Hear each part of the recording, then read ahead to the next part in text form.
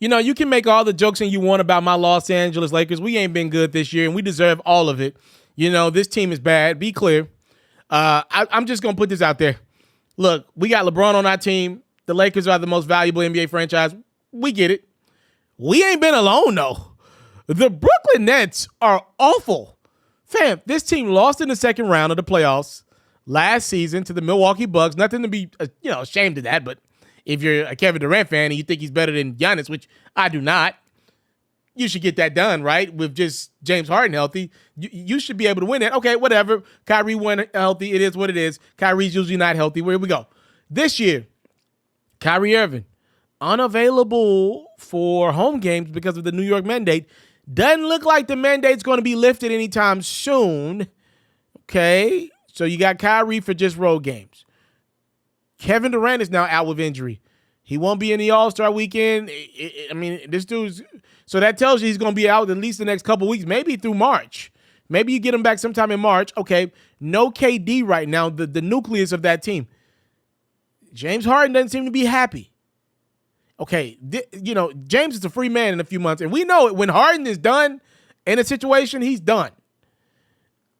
And now, to me, news that will go under the radar, but it's very damning if you're a Nets fan, is Joe Harris. One of the best shooters in the league, a guy that just spaces the court and gives that Brooklyn Nets roster so much flexibility, especially in the postseason. You got to keep a guy on him. Even though he lacks in the athleticism department, you got to respect that the brother can knock down any shot on the court. There is a chance that Joe doesn't return this season, as it looks like he's about to go through his second surgery. 2 surgeries in one season is a lot.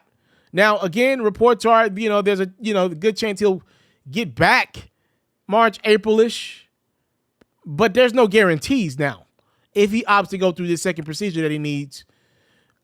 If the Nets don't get Joe Harris back, you start looking at this team, it's underwhelming, man. I'm telling you, it's really underwhelming. Once you get down from the top 3, which you won't have Kyrie for all of those games in the playoffs, if you're a top seed out east, you won't have him for 4 games of a series.